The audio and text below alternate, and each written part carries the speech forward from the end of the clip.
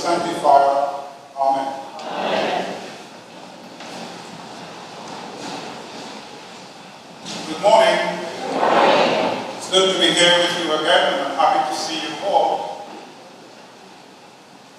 We have passed through lots of things recently, have we not? All kinds of things. Yes, we have. Including hurricanes, poor Haiti, had an earthquake last night, another one. So please remember to pray for the people in Haiti. But during the Hurricane Florence that devastated the Carolinas and some parts of Virginia perhaps, we had reports of several different stories. And one story that stood out in my mind and my memory, I don't know if you read it, of a young woman with a 1-year-old baby boy. She drove down the wrong way, and the floods came and was washing her car and herself and her baby away. She tried to get out of the car and hold on to the baby, but the floods were so ferocious that the baby slipped out of her hand and was drowned. And that to me was so hard. A poor baby, 1 year of age, washed away in the flood. After the hurricane, I heard about another tragic incident. It appears as if a man was having many personal problems of depression. He got into his car with his 2-year-old son and another friend. Whatever he did, he meant to take everyone with him. And in the middle of a street, I think it was in Florida, the car exploded. He was killed, his 2-year-old son was killed, and the friend who was in the car was killed as well. Tragic, tragic, tragic. I think of the 1-year-old child.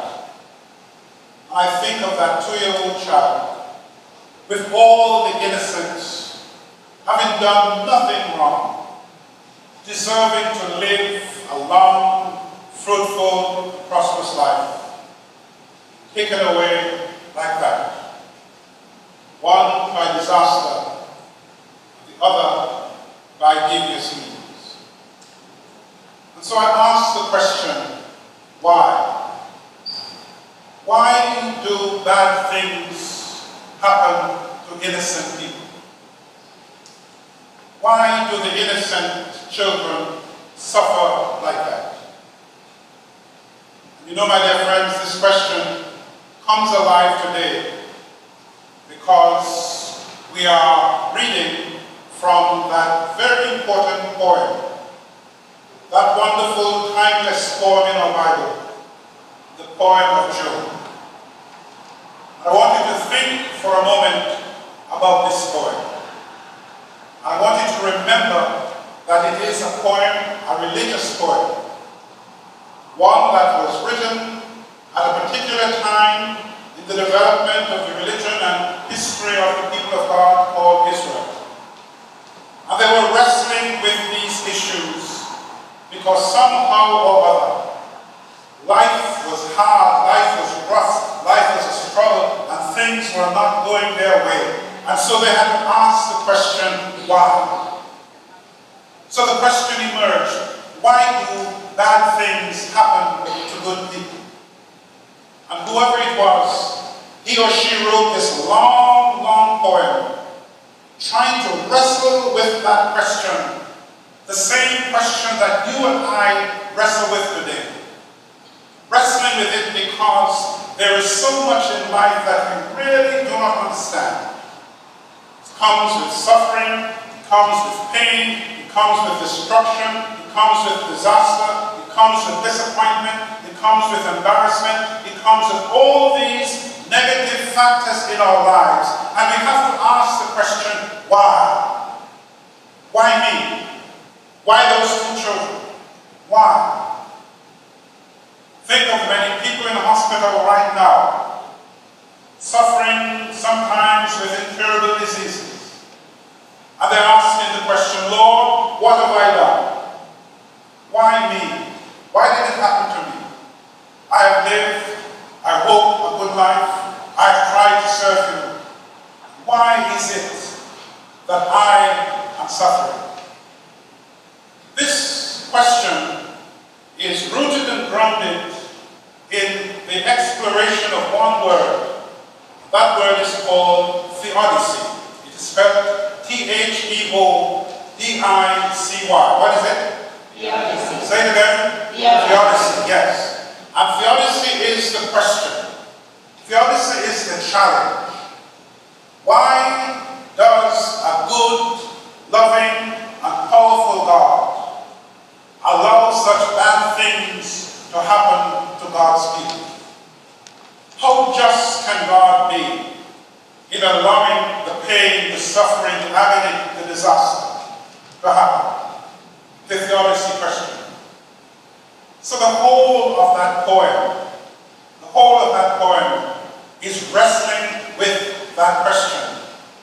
And in that poem, the whole book of Job, some 42 chapters, you find that the poet has all these characters. One character is called Eliphaz, who has one particular answer. Another character is called Bildad, who has a different special answer, suggested answer. The third one is called Zophar. And each of those characters, they represent some attempt to answer the question, why? Perhaps we deserve it. Or perhaps God is not able to do anything about it. Or things are just as they are. But it remains an enigma, a puzzle. Why?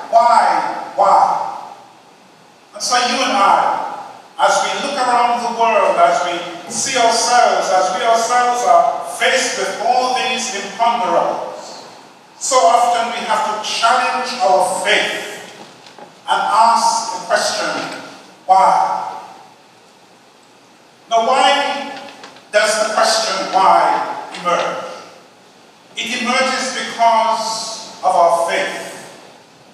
We have a faith in God.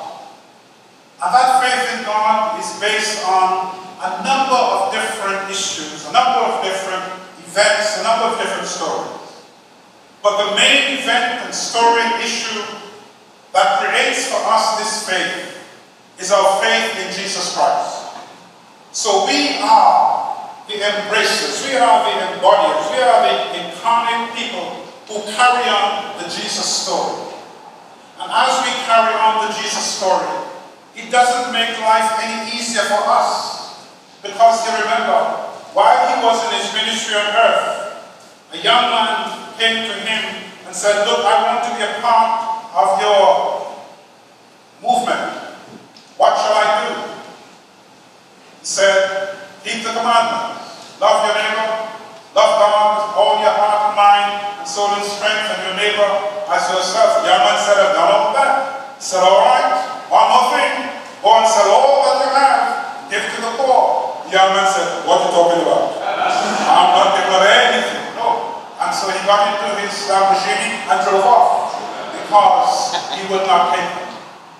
In other words, dear friends, faith in Jesus carries a cost, a serious cost. And so he warns, he admonishes, he exhorts. If you're going to follow me, if you're going to have faith in the God whom I call Father, you've got to take up that cross and follow me. One of the involvements in taking up the cross is faced with contradictions, real contradiction. Things don't always go right. And most of the time, when you're believing that because you're keeping your faith and creating for yourself that life of righteousness, things very often still go wrong. And you ask the question, why? Can God be a God of love? Can God really be a God of justice? Can God be all-powerful as we believe? We say we believe in God, the Father Almighty, the creator of heaven and earth. And if God is the creator of heaven and earth, why is it that things go wrong in the earth? When you look around this earth, it doesn't really look as if God is in charge. Because so often it is evil and corruption and sin and all the negative things in life that seem to predominate. Oh God, where are you? Oh God, who are you? And that is our challenge. That is the test of faith. That is how we are faced with the business of making sure that in spite of all that, we are not going to give up. So here is what Job's wife says to him. Job's wife says to him, look man, you're wasting your time. You're wasting your time. Curse God and die. In other words, curse God and take the consequences because this is not working. And Job says, woman, shut your mouth. I am not going to curse God because somehow or other, the faith in God has to deal with God's mysterious nature. God gives good, and God gives quote-unquote the bad. That's what Job says. You and I can't believe that God gives the bad. What we have to believe is that some things that we experience that we can't explain, nevertheless, with God, all things have a meaning. We don't always understand what that meaning is. So it is the mystery of faith. It is the challenge of our faith. It is the risk that we take in faith. Because for you and for me, who are followers of Jesus Christ, we don't believe in God because of. We believe in God in spite of. And that's the business. You believe in God in spite of all the contradictions and the paradoxes and the ironies that take place. Somehow or another, in the final analysis, God will always be God. And so for you and for me, the theodicy question is not only the why, the theodicy question is the who. The who. And if we are saying, why me? We also have to ask the question, who is this God? And I want to suggest to you that that question, who is God, is more important than why things are happening to me. So theodicy is about God, the godness of God. As I'm saying to my students all the time, let God be God. And in letting God be God, a lot of things we don't know, a lot of things we don't understand. But our faith holds on in a way that is so powerful, so sustaining. Hundreds of years ago, there was Archbishop of Canterbury by the name of St. Anselm. Anselm was a great theologian who was wrestling with the question of God talk. What does it mean to talk about God? What does it mean to believe in God? And so he was wrestling with the mystery and the contradictions of faith. And he ended up with one particular phrase.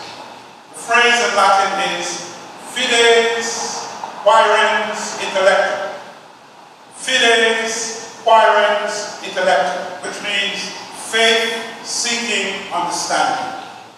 Faith seeking understanding.